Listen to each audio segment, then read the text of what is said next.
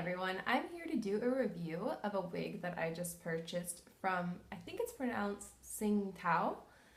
Just in case I'm wrong, I'm going to show you the website right here. I put it, oh, it's probably mirror image now that it's on camera, right? Okay, so tsingtaohair.com. So of course the company is from China, as you can tell based on the name. But there's a lot of companies that are also based in China, and their wigs are high quality.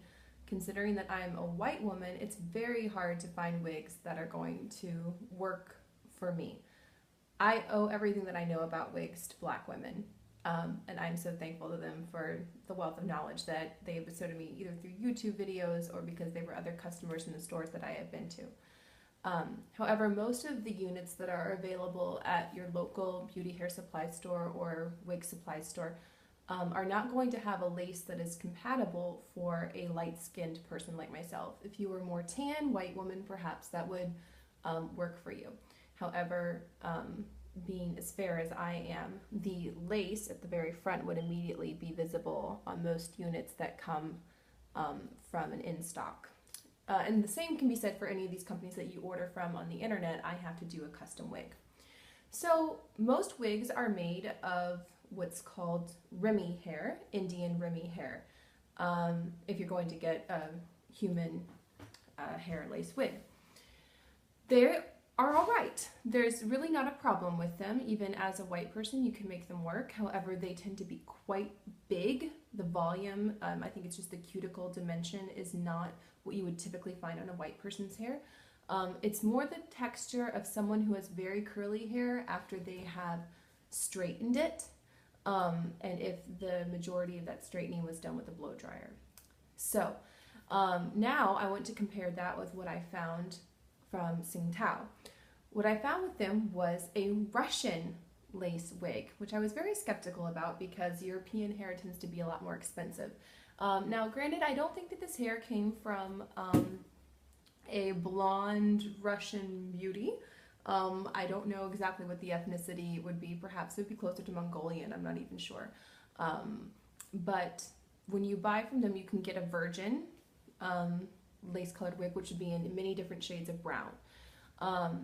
I decided not to go with virgin after discussing with them what that color actually meant, and asked them to dye it a lighter shade of brown.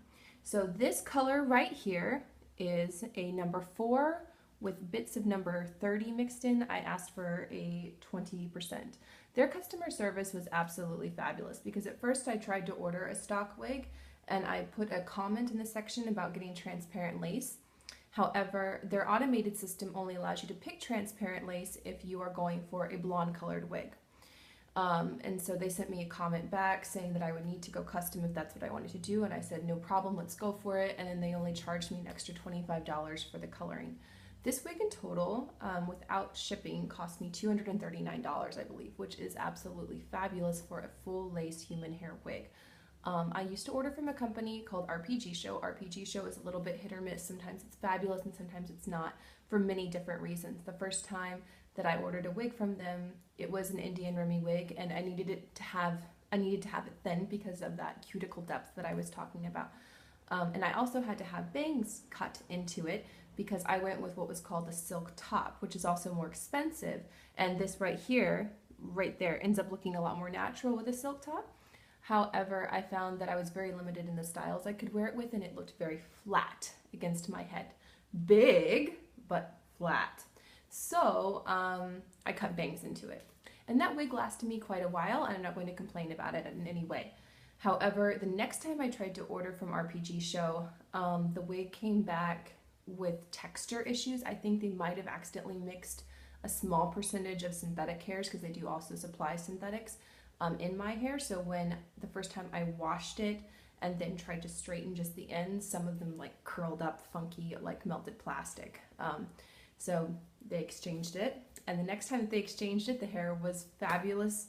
However, it was too short. I had asked for 14 inches and they sent me probably closer to 10.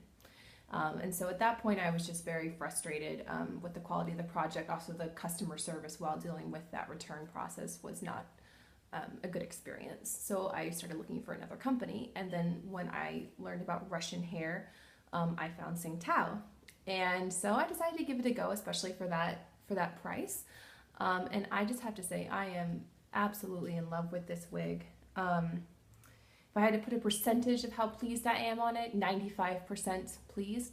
I think that it looks very realistic at the hairline. My own hairline is not quite this straight, so I'm aware of that when I look at it and kind of judgmental. However, I don't think anybody else would notice. And I pull through just a slight amount of my own baby hair. Right here at the lace, I have applied some concealer. I need to go get a stronger, like honestly cheaper, more gunky foundation to put right in there because my CC cream is just too light, but it helps a little bit. This is a full lace wig without a silk top, which means that this time I'm not getting that flatness effect, and look what I can do. I can get volume right there in the front and push it back. If you don't want that volume, then you really kind of have to use your straightener to take it out. It is a little bit, okay, so 95%. The 5% that I'm not quite so fabulous about is the fact that it is, again, that thickness issue. It's just a little bit too much hair. Literally, they put too much hair in the unit on either side right here above my ears. So it ends up being like that, which is why I've pulled it back into this little bump right here. I might have that thinned out later. I'm not sure how I feel about it because right now it's also covering up the other little bit that I'm not happy with, which is in the back. It's slightly thin over here on the sides. So I don't know why there's this uneven distribution of the hair, but this little bump thing I've got going on kind of helps to cover up the fact that it's a little bit thin right there in the back.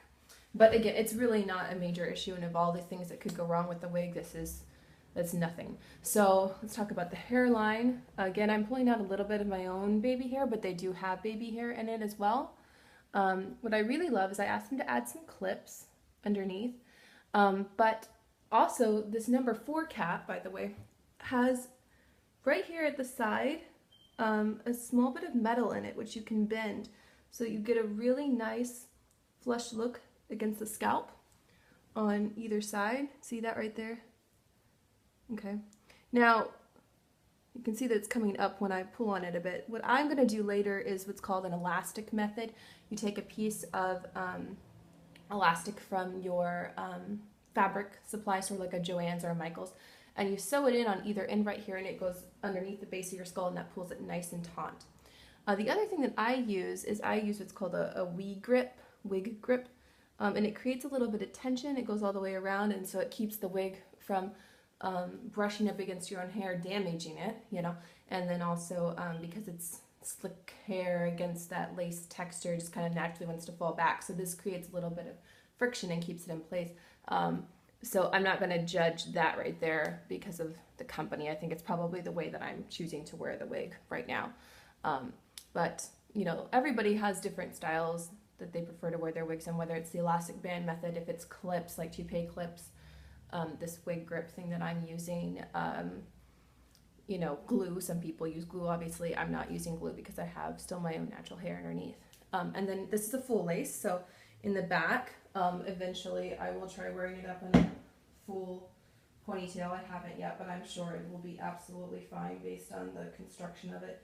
I just probably want to put like 3 clips back here to make sure that it doesn't raise off the back of my head when I do that. So I'm going to try and wrap it up because this video is getting quite long. But the point is that I absolutely love this wig. It is a Russian, originally virgin. I asked them to dye it. Full lace, glueless cap. They still are going to call it a Russian Remy, so I'm not quite sure what that means. But the most important thing about this wig, I wish I had opened with this now, is that the cuticles are aligned. So unlike the wigs that I got from RPG Show, where over time this incredible amount of poofiness and tangling happened, especially in the nape, I don't suspect that that's going to happen with this wig, because if it truly is cuticle aligned as they claim, then that will solve that problem. When the cuticles aren't aligned, it's because they cut it from multiple donors. It went into a bag or something, then somebody else sorted through it, and because they're rubbing up against each other in the wrong direction, it's going to damage them, and over time they swell. But when the cuticles have come from just a few donors and they kept track of it over time, you won't have that issue. So anyway, from Tsingtao hair, I am very pleased, and I hope that you've enjoyed and that this is helpful. Thank you.